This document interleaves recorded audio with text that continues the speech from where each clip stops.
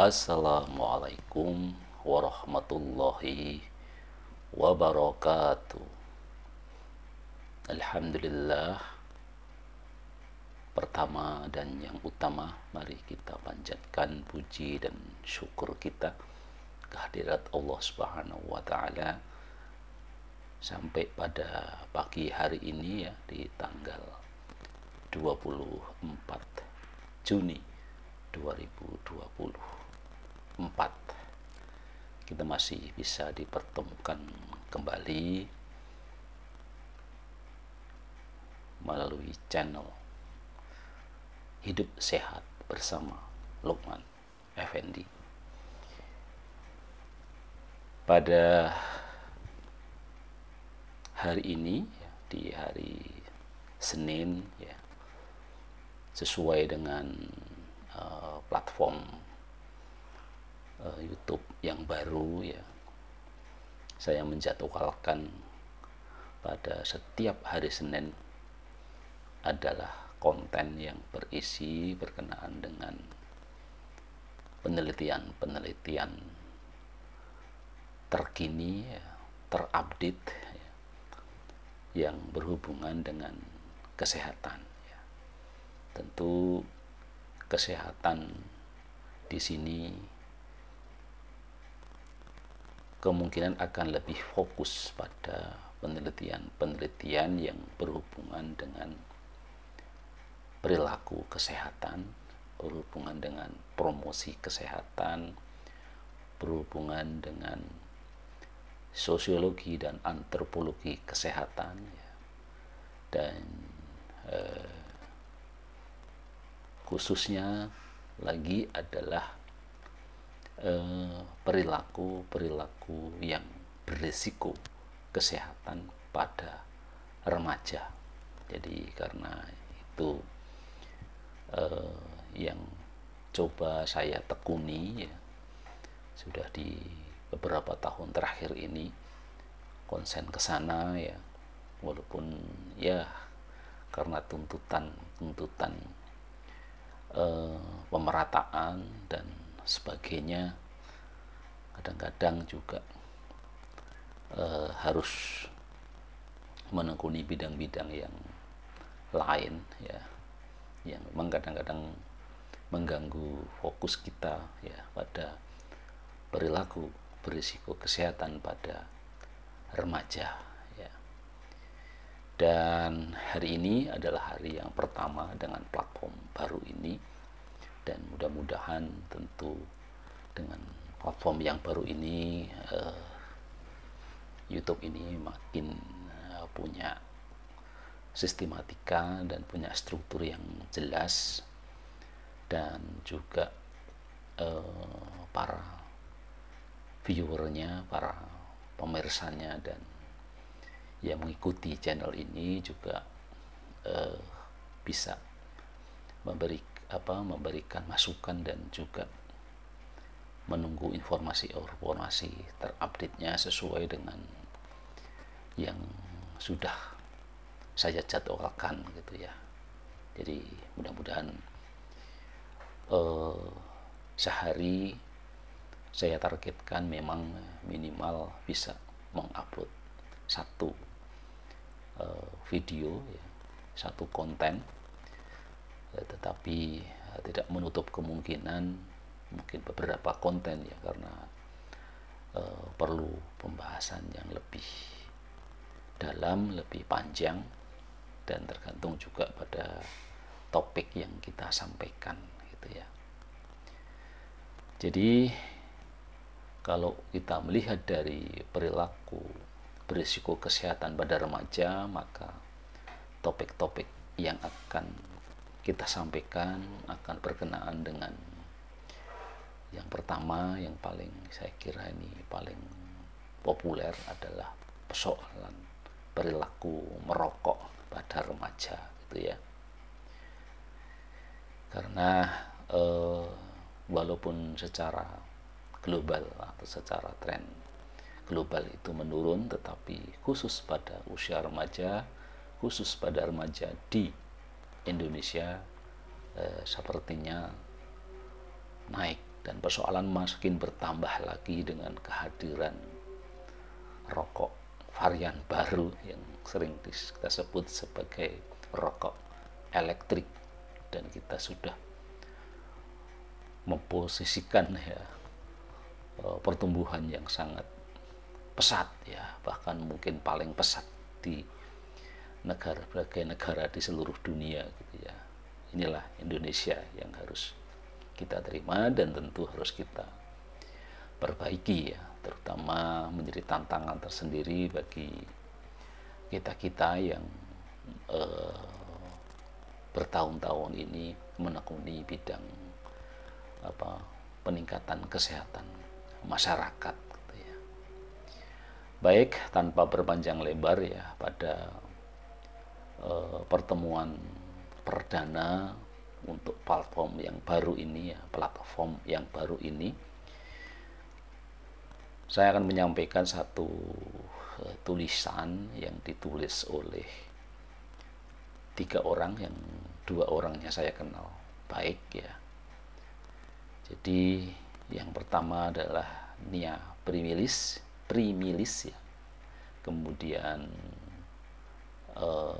Bagus Wijanarko dan Zahroh Saluhiyah. Jadi ketiganya dari universitas ternama di Jawa Tengah ya, tepatnya di Semarang, yaitu Universitas Diponegoro ya. Yang kita sampaikan yaitu berkenaan dengan satu artikel yang dimuat di Sintak Literate, Jurnal Ilmiah Indonesia, yang diterbitkan secara online pada tanggal 2 Februari tahun 2024. Masih berkenaan dengan perilaku berisiko kesehatan pada remaja, yaitu diberi judul analisis peningkatan tren perilaku merokok pada remaja Indonesia. Jadi saya kira ini judulnya cukup komprehensif, dan metode yang digunakan adalah studi literatur ya, studi literatur dengan data-data yang sudah ada, sehingga mencoba untuk melihat secara komprehensif bagaimana kecenderungan perilaku merokok pada remaja di Indonesia ya. Jadi meskipun di tingkat global rata-rata perilaku merokok di kalangan remaja itu menurun 20,8% pada tahun 2000 dan menjadi 14,2% pada tahun 2020 ya. Namun perilaku merokok di Indonesia itu terus meningkat ya. Jadi tren globalnya itu turun, nah, tapi khusus di lokal kita di Indonesia ini justru meningkat ya. Nah, tujuan dari penelitian ini adalah untuk mengetahui penyebab perilaku merokok pada remaja di Indonesia dengan menggunakan tinjauan literatur dari artikel-artikel yang sudah terpublikasi ya. Nah, bagaimana hasil dari penelitian yang dilakukan oleh 3 peneliti tadi? Dari hasil penelitian ya, perilaku merokok pada remaja di tingkat global lebih banyak menggunakan metode cross-seksional ya. Saya kira ini sama juga di tingkat lokal ya. Jadi kalau kita lihat ya, di banyak jurnal ya, apalagi jurnal yang di Indonesia ini memang lebih banyak penelitian dengan metode cross-seksional ya, metode-metode case study, metode cohort apalagi ya, ini memang sangat sedikit yang melakukan ya. Ini juga selalu yang menjadi kendala adalah butuh dana yang cukup ya, apalagi untuk penelitian cohort ya, waktu dan dana gitu tentu saja ya. Sehingga memang lebih banyak metode cross-seksional ya. Tidak buruk ya, tetapi tentu saja sebenarnya harus diimbangi ya di sini secara metodologi ya. Nah, bagaimana hasil dari penelitian ini tadi adalah bahwa di Benua Amerika, Asia, dan Eropa berdasarkan sumber data empiris dipengaruhi perilaku merokok pada remaja ini dipengaruhi oleh lingkungan tempat remaja tersebut sekolah. Jadi sekitar sumbangannya 29,41% ya. Dan analisis tren perilaku merokok pada remaja di tingkat global selain dipengaruhi perilaku merokok pada remaja di tingkat dipengaruhi juga oleh faktor sekolah tadi ya, juga dipengaruhi oleh faktor keluarga dan faktor lingkungan, fisik, sosial, komunitas, serta faktor individu dan faktor kebijakan pemerintah. Dan khusus untuk di Indonesia ya, untuk Indonesia perilaku merokok pada remaja dipengaruhi oleh banyak faktor penyebab baik individu, keluarga, sekolah, lingkungan fisik dan sosial komunitas, juga adanya kebijakan yang berpengaruh terhadap perilaku ya. Nah, kalau kita lihat dari banyak penelitian memang lebih banyak fokus pada faktor individu saja ya, padahal faktor di luar individu ini saya kira perlu mendapat perhatian ya. Kalau saya sebagai pengajar sosioantropologi kesehatan, bahwa banyak perilaku kita, apalagi dalam konteks masyarakat Indonesia yang mungkin lebih dikenal sebagai masyarakat komunal ya, bukan masyarakat yang individualis seperti di negara-negara Eropa dan Amerika ya. Tentu faktor di luar individu sesungguhnya sangat penting ya. Nah, persoalannya karena kita ini ya lebih banyak juga mengikuti tren-tren di negara-negara maju yang notabene negara-negara Eropa dan Amerika, atau orang dalam bahas kulturnya adalah kultur barat yang cenderung individualis, sehingga itu yang mempengaruhi kita juga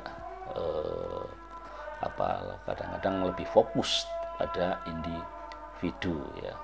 Bahkan secara sederhana ya, kalau kita mengatakan tentang soal perilaku manusia, itu selalu konotasinya adalah faktor-faktor psikologis ya. Padahal faktor-faktor sosiologis, faktor-faktor antropologis budaya itu juga sangat berpengaruh. Dan kesimpulan dari penelitian ini juga menyatakan bahwa jika penelitian perilaku merokok di Indonesia itu jangan hanya pada variabel persoalan di tingkat individu saja, namun juga harus melihat lingkungan tempat remaja tersebut tinggal. Jadi ini menunjukkan bahwa tren ke depan ya, semestinya banyak penelitian ini yang makin melibatkan faktor-faktor di luar individu ya. Memang ini ada saling silang menyilang gitu ya. Jadi karena kita selalu ada pengaruh budaya dari luar yang makin individualis, dan tentu juga kita rasakan pada masyarakat kita, tetapi juga yang cenderung ke komunalis itu tadi, itu juga tetap ada daya tahan tersendiri ya, karena itulah yang orang bilang orisinal dari masyarakat kita ya. Sebenarnya masyarakat bukan individualis tapi masyarakat komunal ya. Baik, itu saja pengantar atau berita penelitian yang terbaru mengenai tren perilaku merokok pada remaja ya. Mudah-mudahan bermanfaat, dan insya Allah hari ini mungkin nanti kita bisa tambah satu lagi konten berkenaan dengan hasil-hasil penelitian terkini ya, termasuk dari bimbingan mahasiswa saya. Sekian, alhamdulillahirabbil alamin. Wassalamualaikum warahmatullahi wabarakatuh.